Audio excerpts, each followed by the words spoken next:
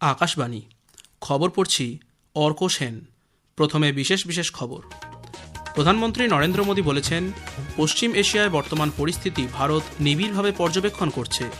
দেশের ওপর এর নেতিবাচক প্রভাব কমানোর নানা উদ্যোগ নেওয়া হয়েছে।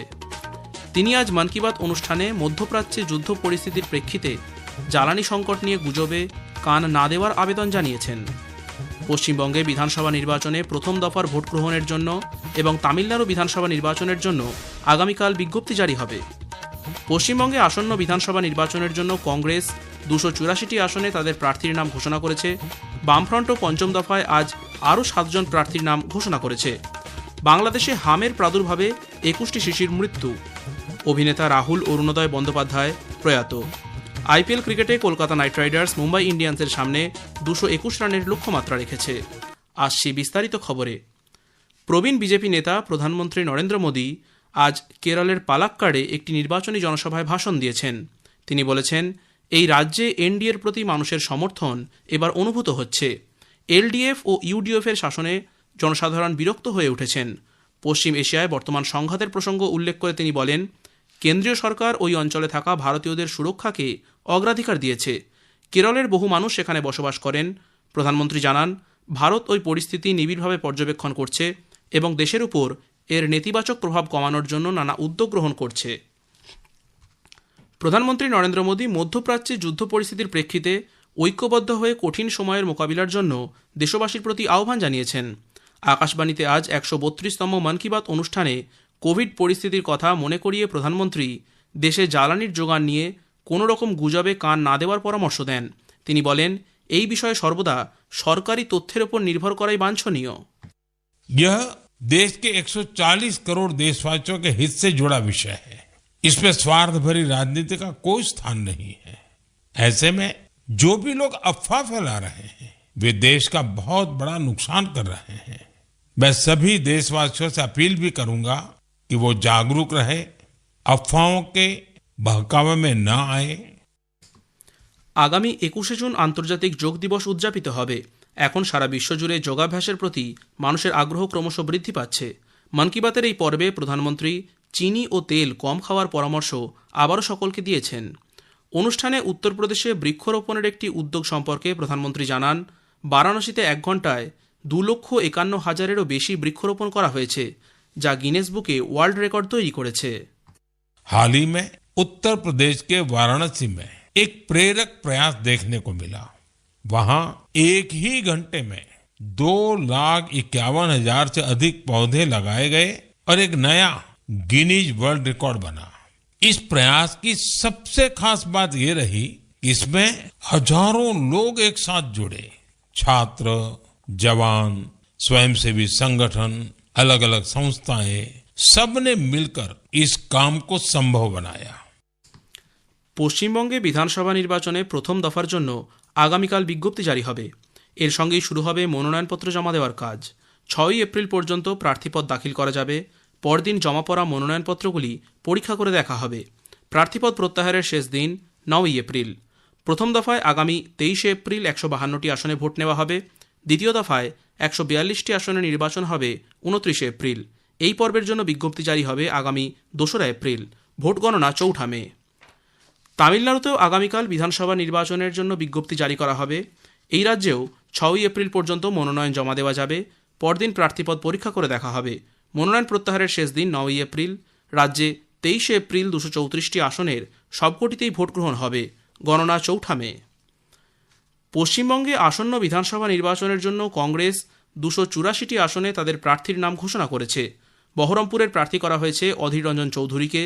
মালদার মালতীপুর কেন্দ্র থেকে প্রতিদ্বন্দ্বিতা করবেন রাজ্যসভার প্রাক্তন সাংসদ মৌসম বেনজির নূর।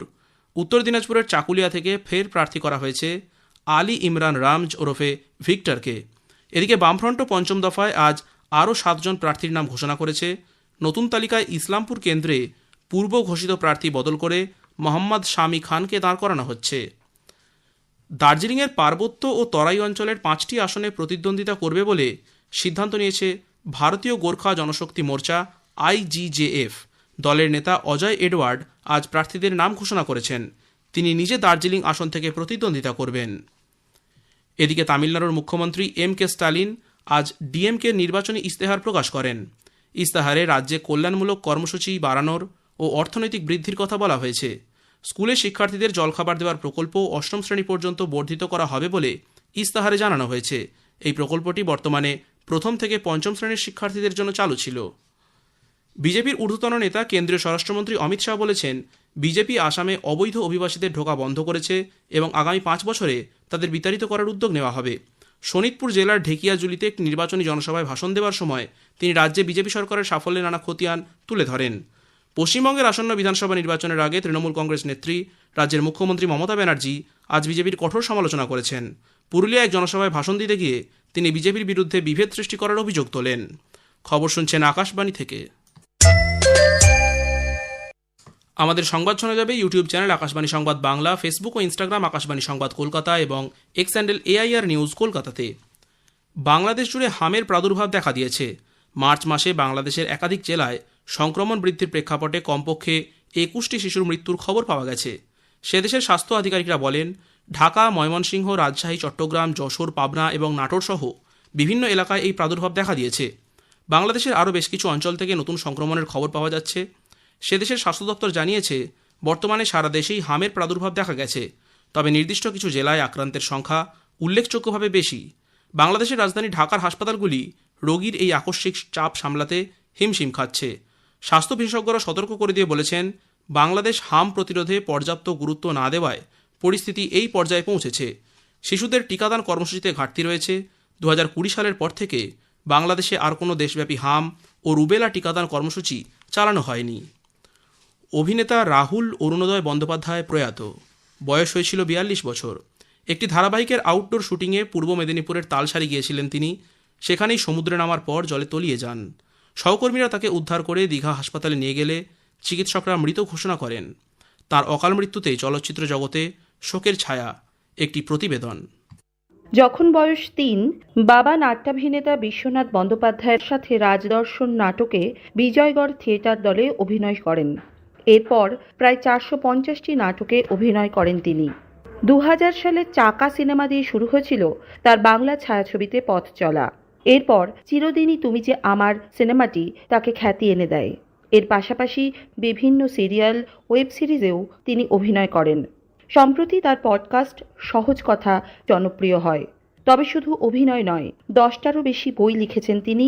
অভিনেত্রী বিদীপ্তা চক্রবর্তী রাহুলের স্মৃতিচারণ করে বলেন, এখন বিশ্বাস করতে পারছি না, অনেক ছোট থেকে ওর সঙ্গে সম্পর্ক। যখন 15-16 বছর বয়স, তখন আমার জীবনের প্রথম মেগা আস্থা তাতে আমার ছেলে পাঠ করেছিল। এত ব্রাইট, এত শিক্ষিত, এত সেন্স অফ হিউমার একটা ছেলের প্রথম দিনই দেখে চমকে গিয়েছিলাম। তারপর থেকে বন্ধুত্ব, একসঙ্গে অনেক কাজ করেছি, অনেক ছবি, সিরিয়াল। অভিজিৎ চক্রবর্তীর সঙ্গে কাশফিন নাহার, আকাশবাণী সংবাদ, কলকাতা। সৌদি আরবের প্রিন্স সুলতান বিমান ঘাঁটিতে ইরান একটি মার্কিন যুদ্ধবিমানে আঘাত হানায় পশ্চিম এশিয়ার পরিস্থিতি আরও সংঘাতপূর্ণ হয়ে উঠেছে। অন্তত 12 জন মার্কিন সেনা আহত, 2 জনের অবস্থা গুরুতর। আরও একটি MQ-9 ড্রোন ও একটি F-16 যুদ্ধবিমানে ইরানের Islamic revolutionary guard corps IRGC আঘাত করেছে বলে সে দেশের সংবাদ সংস্থা জানিয়েছে। অন্যদিকে ইসরায়েল ইরানের তেহরান ও অন্যান্য জায়গায় সামরিক পরিকাঠামোকে লক্ষ্য করে অভিযান চালিয়েছে। তারা একসঙ্গে একাধিক ক্ষেত্রে যুদ্ধ করতে তৈরি বলে ইসরায়েলের সেনাবাহিনী জানিয়েছে। মার্কিন যুক্তরাষ্ট্র USS ত্রিপলি যুদ্ধজাহাজের সঙ্গে আরও অনেক সামরিক সহায়তা পাঠিয়েছে। স্থলপথে মার্কিন সেনার সব অভিযানের বিরুদ্ধে ইরান তৈরি বলে সে দেশের সংসদের স্পিকার মোহাম্মদ ভাগের গালিবাফ জানিয়েছেন।